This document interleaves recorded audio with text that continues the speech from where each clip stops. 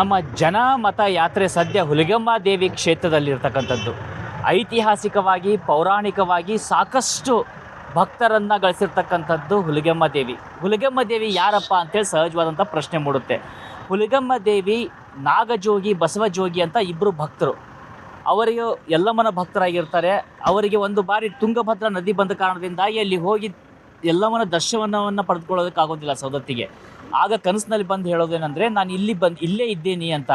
ಅಂದರೆ ಹುಲಿಗೆಮ್ಮ ದೇವಿ ಕೂಡ ಈ ಯಲ್ಲಮ್ಮ ದೇವಿಯ ಮತ್ತೊಂದು ಅಂಶ ಅಥವಾ ಮತ್ತೊಂದು ರೂಪ ಅಂತೇಳಿ ಹೇಳ್ತಾರೆ. ಜೊತೆಗೆ ರಾಮಾಯಣ ಕಾಲದಲ್ಲೂ ಕೂಡ ಮಾತಂಗಿ ಅಂತಕ್ಕಂಥ ಹೆಸರು ಬರುತ್ತಲ್ಲ, ಮಾತಂಗಿ ಕ್ಷೇತ್ರ ಕೂಡ ಇದೇ ಆಗಿರ್ತಕ್ಕಂಥದ್ದು.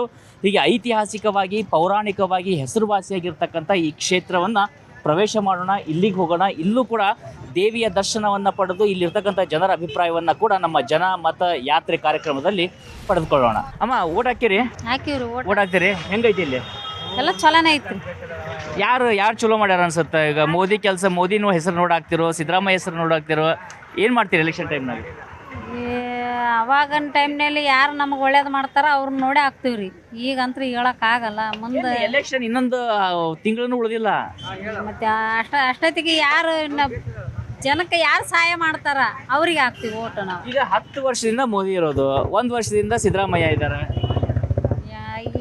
ಈಗ ಇನ್ನೂ ಒಂದು ತಿಂಗಳು ಐತಲ್ರಿ, ಅವಾಗ ಅವ್ರು ಯಾರ್ಯಾರು ಚೆನ್ನಾಗಿ ಮಾಡ್ತಾರೆ, ಇನ್ನೂ ಒಂದು ತಿಂಗಳದೊಳಗಡೆ ಯಾರು ಚೆನ್ನಾಗಿ ನಮ್ಮನ್ನ ಬಡವ್ರು ನೋಡಿ. ಹಾಗಂಗೆ ನಿಮಗೆ 10 ವರ್ಷ ಮಾಡದೇ ಇರೋರು 1 ತಿಂಗಳದಾಗ ಮಾಡ್ಬಿಡ್ತಾರ, ಅಥವಾ 10 ವರ್ಷ ಮಾಡಿರೋರು 1 ತಿಂಗಳದಾಗ ಇನ್ನೇನು ಮಾಡ್ತಾರೆ ನೋಡ್ಬೇಕ್ರಿ. ಮತ್ತೆ ಇವಾಗ ಇನ್ನೊಂದು ತಿಂಗಳು ಐತಲ್ಲ, ಅವಾಗ ಯಾರು ಮೆಂಡ್ ಹೆಂಗೆ ಚೇಂಜ್ ಆಗ್ತದ ನೋಡ್ಕೊಂಡು ಹಾಕ್ತಿವ್ರಿ ನಾವು. ಸೊ ನೀವು ಹಂಗಂತೀರಿ, ಮೈಂಡ್ ನೋಡ್ಕೊಂಡು ಹಾಕಿರಿ. ಅಮ್ಮ, ನೀವೇನಂತೀರಿ? ನಾವು ಕಾಂಗ್ರೆಸ್ ಹಾಕೋದ್ರಿ. ಯಾಕೆ ಕಾಂಗ್ರೆಸ್? ಕಾಂಗ್ರೆಸ್ ಹಸ್ತ. ಯಾಕೆ? ಹೌದ್ರಿ, ಮೊದ್ಲಿದ್ದ ಫಸ್ಟ್ಗೆ ಬಂದಿದ್ಲಿ ಅವರೇ ರೀ. ಇವ್ರು ಇವಾಗ ಹೊಸ್ದಾಗಿ ಬಂದವ್ರು. ಅಕ್ಕಿ ಅವಲಿದ್ದ ಬಾರ ಊಟ ಮಾಡ್ತೀವಿ ಕಾಂಗ್ರೆಸ್. ಸೊ ನಿಮ್ಗೆ ಗ್ಯಾರಂಟಿ ಎಲ್ಲ ಸಿಕ್ಕವಂಗಂದ್ರೆ ಸಿಕ್ಕವ್ರಿ. 2,000 ರೂಪಾಯಿ ಬರುತ್ತೆ? ಬರತ್ರಿ. ಸೊ ಈಗ ನಿಮಗೆ ಈ ಸರ್ಕಾರದ ಯಾವ ಕೆಲಸ ಭಾಳ ಚಲೋ ಅನ್ಸುತ್ತೆ? ಏನ ತಾತ್ಕಾಲಕ್ಕೆ ಎಲ್ಲ ಒಳ್ಳೇದ ಅನಿಸ್ತೈತ್ರಿ. ಯಾವ್ದು ಶಾಶ್ವತ ಇಲ್ಲಲ್ರಿ. ಇವ್ರ ನಂಬಿರಿ ಅವ್ರ ಕೈ ಕೊಡ್ತಾರ, ಅವ್ರ ನಂಬಿರಿ ಇವ್ರ ಕೈ ಕೊಡ್ತಾರ, ಅಷ್ಟೇ ರೀ. ನಿಮ್ಮ ಓಟ್ ಮಾತ್ರ ಶಾಶ್ವತ ರೀ. ಇದು ಇಲ್ಲಿ ಒಂದು ಹೂವು ಮತ್ತು ಹಣ್ಣನ್ನು ಮಾರ್ತಿರುವಂಥವ್ರ ಅಭಿಪ್ರಾಯ ಆಗಿರ್ತಕ್ಕಂಥದ್ದು, ಮತ್ತು ಬೇರೆ ಬೇರೆ ಅವರ ಅಭಿಪ್ರಾಯವನ್ನು ಕೂಡ ಪಡೆದುಕೊಳ್ಳೋಣ ಬನ್ನಿ.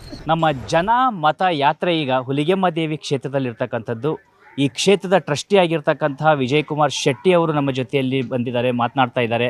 ನಮಸ್ತೆ. ನಮಸ್ತೆ. ನಮಸ್ತೆ. ಸೊ ಈ ಕ್ಷೇತ್ರದ ಐತಿಹ್ಯವನ್ನು ತಿಳಿಸ್ಕೊಡೋದಾದರೆ? ಈ ಕ್ಷೇತ್ರದ ಐತಿಹ್ಯ ಅಂತಂದರೆ, ಇದು ಮೂಲತಃ ಒಂದು ರೇಣುಕಾ ಯಲ್ಲಮ್ಮ ದೇವಸ್ಥಾನದ ಒಂದು ಅವತಾರ. ಇಲ್ಲಿ ಮೊದಲು ಈ ಗಂಗಾ ನದಿ, ತುಂಗಭದ್ರಾ ನದಿಯಲ್ಲಿ ಅಂಬಿಗರು ಒಂದು ಮೀನುಗಾರಿಕೆ ಒಂದು ವೃತ್ತಿ ನಡೆಸ್ತಾ ಇದ್ರಂತ ಆಗಿನ ಕಾಲದಲ್ಲಿ. ಅವರು ನಾಗಜೋಗಿ ಬಸವಜೋಗಿ ಅಂತ ಅವರ ಹೆಸರು. ಅವರು ಪ್ರತಿ ಹುಣ್ಣಿಮೆಗೆ ಮತ್ತು ವಿಶೇಷ ದಿನಗಳಲ್ಲಿ ಯಲ್ಲಮ್ಮನ ಒಂದು ದರ್ಶನಕ್ಕೆ ಹೋಗ್ತಕ್ಕಂಥದ್ದು ಸಂಪ್ರದಾಯ. ಅದು ಒಂದು ದಿನ ಮಳೆಗಾಲದಲ್ಲಿ ಅವರು ಯಲ್ಲಮ್ಮನ ದರ್ಶನಕ್ಕೆ ಹೋದಾಗ ಘಟಪ್ರಭಾ ಮತ್ತು ಮಲಪ್ರಭಾ 2 ನದಿಗಳು ಉಕ್ಕಿ ಹರಿದು ಅವರಿಗೆ ಆ ದಿನ ದರ್ಶನ ಆಗಲಿಲ್ಲ. ಆ ದರ್ಶನ ಆಗದೇ ಇದ್ದಂಥ ಸಂದರ್ಭದಲ್ಲಿ ಅವರು ಅವತ್ತು ಉಪವಾಸ ಹೋಗಿರ್ತಾರೆ. ಅವರು ಪ್ರತಿ ಹುಣ್ಣಿಮೆಗೆ ಉಪವಾಸ ಹೋಗ್ತಕ್ಕಂಥದ್ದು ಒಂದು ಸಂಪ್ರದಾಯ. ಅವರಲ್ಲಿ ಆಯಾಸಗೊಂಡು ಅವತ್ತು ಅಲ್ಲಿ ನಿದ್ರೆಗೆ ಜಾರಿದಾಗ ದೇವಿ ಅದೃಶ್ಯಳಾಗ್ತಾಳೆ. ಅದೃಶ್ಯಳಾದಾಗ ದೇವಿ ಅವರಿಗೆ ಹೇಳ್ತಾಳೆ, ನಿಮ್ಮ ಭಕ್ತಿಯನ್ನು ಮೆಚ್ಚಿ ನೀವಿರತಕ್ಕಂಥ ಭಾಗದಲ್ಲೇ ನಾನು ಪಶ್ಚಿಮ ದಿಕ್ಕದಲ್ಲಿ ಇರ್ತೀನಿ, ನೀವು ಬಂದು ನನ್ನಲ್ಲಿ ಉತ್ಖನನ ಮಾಡಿರಿ, ನಾನು ಅಲ್ಲಿ ನಿಮಗೆ ದೊರಕ್ತೀನಿ. ನಾನು ನಿಮ್ಮ ಮೇಲೆ ಪ್ರತಿ ಹುಣ್ಣಿಮೆ ಮತ್ತು ಶುಕ್ರವಾರ ಮಂಗಳವಾರ ಜಾತ್ರೆ ದಸರಾ ದಿನಗಳಲ್ಲಿ ನೀವು ಅಲ್ಲೇ ಸೇವೆ ಮಾಡಿದರೆ ನಾನು ನಿಮಗೆ ಸಂಪೂರ್ಣ ಆಶೀರ್ವಾದ ಮಾಡ್ತೀನಿ ಅಂತ ಹೇಳ್ತಾಳೆ. ಆ ಸಂದರ್ಭದಲ್ಲಿ ಈ ತುಂಗಭದ್ರಾ ತಟದಲ್ಲಿ ಇರ್ತಕ್ಕಂಥ ಸೋಮೇಶ್ವರ ದೇವಸ್ಥಾನ ಅಂತ, ಇದು ಪಂಚಲಿಂಗೇಶ್ವರ ದೇವಸ್ಥಾನ ಅಂತ, ಅಲ್ಲಿ ಚಾವಡಿ ಭಟ್ರು ಅಂತಂದೇಳಿ ಇರ್ತಾರೆ. ಅವ್ರಿಗೆ ಬಂದು ಆ ನಾಗಜೋಗಿ ಬಸವಜೋಗಿ ಅವ್ರಿಗೆ ಹೇಳ್ತಾರೆ, ಗುರುಗಳೇ, ನಮಗೆ ಸ್ವಪ್ನದಲ್ಲಿ ಈ ರೀತಿ ಆಯಿತು, ನಾವು ಮತ್ತೆ ಹೇಗೆ ಮಾಡೋಣ ಅಂತಂದಾಗ, ಆಯ್ತಪ್ಪ, ದೇವಿ ಹೇಳಿದಾಳಲ್ಲ ಪಶ್ಚಿಮ ದಿಕ್ಕದಲ್ಲಿ ಉತ್ಖನನ ಮಾಡೋಣ ಸೋಮೇಶ್ವರ ದೇವಸ್ಥಾನದ ನದಿ ಪಕ್ಕದಲ್ಲಿ ಅಂತೇಳಿ ಪಶ್ಚಿಮ ದಿಕ್ಕದಲ್ಲಿ ಉತ್ಖನನ ಮಾಡಿದಾಗ ತಾಯಿ ಅಲ್ಲಿ ಉದ್ಭವ ಆಗಿರ್ತಾಳೆ. ಅಲ್ಲಿ ಶ್ರೀಚಕ್ರ ಮತ್ತು ಶಿಲಾಮೂರ್ತಿ ಉದ್ಭವ ಆಗಿರ್ತದೆ. ಆ ಕಾಲಕ್ಕೆ ಅವರೇ ಅದನ್ನು ನಾಗಜೋಗಿ ಬಸವಜೋಗಿ ಹಂಗೆ ಪೂಜೆ ಮಾಡ್ಕೊಳ್ತಾ ಇದು ಚಾವಡಿ ಭಟ್ರು ಇರ್ತಾರೆ ಇಲ್ಲಿ, ಅವರು ಪೂಜಾ ಕೈಂಕರ್ಯಗಳನ್ನು ನಡೆಸ್ಕೊಂಡು ಬರ್ತಾ ಇರ್ತಾರೆ. ಮುಂದಿನ ದಿನಮಾನಗಳಲ್ಲಿ ಇದಕ್ಕೆ ಯಾವುದೇ ರೀತಿಯಾದಂಥ ಮಠಮಾನ್ಯಗಳ ಒಂದು ಆಶ್ರಯ ಇಲ್ಲ ಮತ್ತು ರಾಜಮನೆತನದ ಆಶ್ರಯ ಇಲ್ಲ. ದೀನದಲಿತರ ಮತ್ತು ಬಡವರ ಒಂದು ದೇವಸ್ಥಾನ ಆಗಿರೋದ್ರಿಂದ ಆ ಬಡವರು ತಮ್ಮ ಶಕ್ತಿ ಅನುಸಾರವಾಗಿ ಈ ದೇವಸ್ಥಾನವನ್ನು ಜೀರ್ಣೋದ್ಧಾರ ಮಾಡ್ಕೊಂಡು ಬಂದಿರತಕ್ಕಂಥದ್ದು ಪ್ರತೀತಿ. ಇದಕ್ಕೆ ಯಾವುದೇ ಒಂದು ಆಯ ಇಲ್ಲ. ಈ ಗ್ರಾಮಕ್ಕೆ ಒಂದು ಆಯ ಇದೆ. ಯಾಕಂತಂದರೆ ಈ ಗ್ರಾಮದಲ್ಲಿ ನೀವು ನೋಡ್ಬೋದು, ದೇವಿ ದಕ್ಷಿಣಾಭಿಮುಖವಾಗಿದ್ದಾಳೆ. ಈ ಥರ ದೇವಸ್ಥಾನಗಳು ಇರ್ತಕ್ಕಂಥದ್ದು ನಮ್ಮ ಭಾರತ ದೇಶದಲ್ಲಿ 3 ದೇವಸ್ಥಾನಗಳು. ಒಂದು ಕಲ್ಕಟಾ ಕಾಳಿ, ಅಲ್ಲಿ ಹುಗ್ಲಿ ನದಿ ಉತ್ತರ ವಾಹಿನಿಯಾಗಿದೆ, ಕಾಳಿ ದಕ್ಷಿಣಾಭಿಮುಖವಾಗಿದ್ದಾಳೆ. ಎರಡನೇದು ಕಾಶಿ ವಿಶಾಲಾಕ್ಷಿ, ಗಂಗಾ ನದಿ ಉತ್ತರ ವಾಹಿನಿಯಾಗಿದೆ, ವಿಶಾಲಾಕ್ಷಿ ದಕ್ಷಿಣಾಭಿಮುಖವಾಗಿದ್ದಾಳೆ, ಗಂಗಾದೇವಿ ದಕ್ಷಿಣಾಭಿಮುಖವಾಗಿದ್ದಾಳೆ. 3ನೇ ಸ್ಥಾನನೇ ಹುಲಿಗೆಮ್ಮ ವ್ಯಾಘ್ರಪುರಿ ಅಂತಂದೇಳಿ ಇದರ ಸ್ಥಳ ಹೆಸರು. ಇಲ್ಲಿ ದೇವಿ ದಕ್ಷಿಣಾಭಿಮುಖವಾಗಿದ್ದಾಳೆ, ತುಂಗಭದ್ರಾ ನದಿ ಉತ್ತರ ವಾಹಿನಿಯಾಗಿದೆ. ಇವು ಪ್ರಕೃತಿಯ ಒಂದು ವಾಸ್ತುದಲ್ಲಿರ್ತಕ್ಕಂಥ ದೇವಸ್ಥಾನಗಳು. ಹಾಗಾಗಿ ಈ ದೇವಸ್ಥಾನಗಳಲ್ಲಿ ಯಾರೇ ಒಂದು ಭಕ್ತರು ಬಂದು ಹರಕೆ ಮಾಡಿಕೊಂಡ್ರೆ ತತ್ಕ್ಷಣ ಫಲ ಕೊಡ್ತಕ್ಕಂಥ ದೇವಸ್ಥಾನ ಅಂತ ಒಂದು ಪ್ರತೀತಿ. ನೋಡಿ, ಈಗ ಇಲ್ಲಿ ನಮ್ಮಲ್ಲಿ ಸುಮಾರು ಒಂದು ಹುಣ್ಣಿಮೆಗೆ ಒಂದು 3 ರಿಂದ 4 ಲಕ್ಷ ಜನ ಗ್ಯಾದರ್ ಆಗ್ತಾರೆ. ಆಮೇಲೆ ದಸರಾದಲ್ಲಿ ಒಂದು ಸುಮಾರು 5-6 ಲಕ್ಷ ಜನ ಗ್ಯಾದರ್ ಆಗ್ತಾರೆ. ಆಮೇಲೆ ಒಂದು ಜಾತ್ರೆಯಲ್ಲಿ ಸುಮಾರು ಒಂದು ನಾವು ಎವರೇಜ್ ಹಿಡಿದ್ರೆ ಒಂದು 20 ಲಕ್ಷ ಜನ ಇಲ್ಲಿ ಭಕ್ತಾದಿಗಳು ಬರ್ತಾರೆ. ಅಂದರೆ ಅವ್ರಿಗೆ ಒಂದಿಲ್ಲ ಒಂದು ರೀತಿಯಿಂದ ಆ ದೇವಿಯ ಒಂದು ಆಶೀರ್ವಾದ ಸಂಪೂರ್ಣವಾಗಿ ಆಗಿದೆ ಅಂತ ನಮ್ಮ ಅನಿಸಿಕೆ. ಈ ನಿಟ್ಟಿನಲ್ಲಿ ಈ ದೇವಸ್ಥಾನ ಉತ್ತರ ಕರ್ನಾಟಕದಲ್ಲಿ ಪ್ರತಿಷ್ಠಿತ ದೇವಸ್ಥಾನ ಆದರೂ ಕೂಡ ಇಷ್ಟು ದಿವಸ ಬೆಳಕಿಗೆ ಬಂದಿರಲಿಲ್ಲ. ಇತ್ತೀಚಿನ ದಿನಗಳಲ್ಲಿ ಇದಕ್ಕೆ ಸಪ್ರೇಟ್ ಆದಂಥ ಒಬ್ಬ ಅಧಿಕಾರಿಗಳು ಬಂದ ಮೇಲೆ ಇದರದ್ದು ಒಂದು ವ್ಯವಸ್ಥಿತವಾಗಿ ಮಾಡಿದಾಗ ಇವತ್ತು ಒಂದು ಸುಮಾರು ನನಗನ್ನಿಸ್ತದೆ ಈ ರಾಜ್ಯದ ಒಂದು 10 ಪ್ರತಿಷ್ಠಿತ ದೇವಸ್ಥಾನದಲ್ಲಿ ನಮ್ಮ ದೇವಸ್ಥಾನ ಕೂಡ ಒಂದು 6ನೇ ಸ್ಥಾನ 7ನೇ ಸ್ಥಾನದಲ್ಲಿ ಇದೆ ಅಂತ ಅಂದ್ಕೊಳ್ತಾ ಇದ್ದೇನೆ. ಯಾಕಂದರೆ ನಿನ್ನೆ ಮಾಧ್ಯಮದಲ್ಲೂ ಕೂಡ ಅದು ಪೇಪರ್ದಲ್ಲಿ ಬಂದಿದೆ, ಒಂದು ದಾಖಲೆಗಳೆಲ್ಲ ತಗೊಂಡಿದ್ದಾರೆ. ಇದಕ್ಕೆ ಈಗಿನ ದಿನಗಳಲ್ಲಿ ಮೊದಲು ವ್ಯವಸ್ಥಾಪನಾ ಸಮಿತಿ ಇತ್ತು, ನಾನು ಮಾಜಿ ಸದಸ್ಯ. ಈಗ ಇದಕ್ಕೆ ಒಂದು ಪ್ರಾಧಿಕಾರ ಆಗಿದೆ, ಸರ್ಕಾರ ಪ್ರಾಧಿಕಾರ ಮಾಡಿದೆ. ಮುಂದಿನ ದಿನಗಳ ಮಾನಗಳಲ್ಲಿ ಇದು ಒಳ್ಳೆ ಅಭಿವೃದ್ಧಿ ಕಾಣ್ತದೆ ಅಂತ ನಮ್ಮ ಅನಿಸಿಕೆ. ಸೊ ಈಗ ಒಂದು ಕಡೆ ದೇವಸ್ಥಾನ ಅಭಿವೃದ್ಧಿ ವಿಚಾರ ಎಲ್ಲ ಬಂತು, ಈಗ ನೋಡ್ತಾ ಇದ್ದೀವಿ ಚುನಾವಣೆ ಕೂಡ ಬಂದಿರುವಂಥ ಸಮಯ ಇದು. ಇಂಥ ಸಂದರ್ಭದಲ್ಲಿ ಚುನಾವಣೆಗೆ ಸಂಬಂಧಪಟ್ಟ ಹಾಗೆ ನಿಮ್ಮ ಅಭಿಪ್ರಾಯ ಏನಾಯಿತು? ಚುನಾವಣೆ ಇಲ್ಲಿ ಎಲ್ಲ ಕಡೆ ನಡೆದ ಹಾಗೆ ಇಲ್ಲಿ ಕೂಡ ಚುನಾವಣೆ ಇದೆ.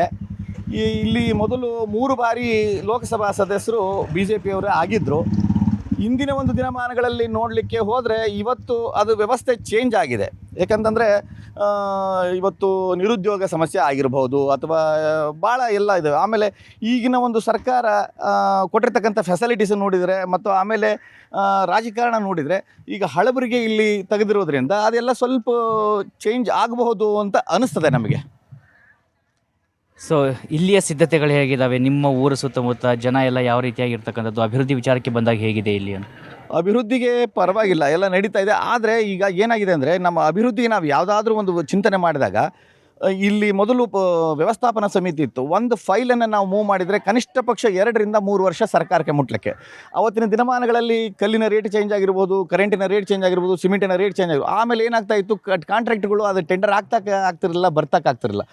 ಇವಾಗ ಪ್ರಾಧಿಕಾರ ಆಗಿರೋದ್ರಿಂದ ಇದಕ್ಕೆ ಮುಖ್ಯಮಂತ್ರಿಗಳೇ ಮತ್ತು ಅಥವಾ ಇಲ್ಲ ಮುಜರಾಯಿ ಸಚಿವರೇ ಅಧ್ಯಕ್ಷರಾಗೋದ್ರಿಂದ ಪ್ರಗತಿ ಭಾಳ ಶೀಘ್ರದಲ್ಲಿ ಆಗಬೇಕು. ಈ ಸರ್ಕಾರ ಒಳ್ಳೆಯ ಒಂದು ನಿರ್ಧಾರ ತಗೊಂಡಿದೆ. ಈಗ ಇದನ್ನು ಪ್ರಾಧಿಕಾರ ಮಾಡಿ ಮುಂದಿನ ದಿನಮಾನಗಳಲ್ಲಿ ಒಳ್ಳೆ ಅಭಿವೃದ್ಧಿ ಕಾಣುತ್ತೆ ಅಂತ ನಮ್ಮ ಅನಿಸಿಕೆ. ಧನ್ಯವಾದಗಳು, ನಿಮ್ಮ ಅನಿಸಿಕೆಯನ್ನು ನ್ಯೂಸ್ 18 ಜೊತೆಯಲ್ಲಿ ಹಂಚ್ಕೊಂಡಿದ್ದೆ. ಧನ್ಯವಾದಗಳು. ತಮಗೂ ಕೂಡ ಒಳ್ಳೆಯದಾಗಲಿ, ತಮಗೂ ಕೂಡ ದೇವಿ ತಮಗೆ ಒಳ್ಳೆಯದು ಮಾಡಲಿ. Thank you. ಕನ್ನಡಿಗರ ಮೆಚ್ಚಿನ ನಿಮ್ಮ ನ್ಯೂಸ್ 18 ಕನ್ನಡ ಈಗ ವಾಟ್ಸ್ಆಪ್ನಲ್ಲಿಯೂ ಲಭ್ಯ. ಕರ್ನಾಟಕ ಮತ್ತು ದೇಶ ವಿದೇಶದ 360 ಡಿಗ್ರಿ ಸುದ್ದಿ ವಿವರವನ್ನ ನೀವು ನಿಮ್ಮ ಕೈ ಬೆರಳುಗಳಲ್ಲಿಯೇ ಪಡೆಯೋದಿಕ್ಕೆ ಈ QR ಕೋಡ್ ಅನ್ನು ಸ್ಕ್ಯಾನ್ ಮಾಡಿ. ನಮ್ಮ ಚಾನೆಲ್ ಅನ್ನು ಫಾಲೋ ಮಾಡಿ, ನೋಟಿಫಿಕೇಶನ್ ಆನ್ ಮಾಡಿ.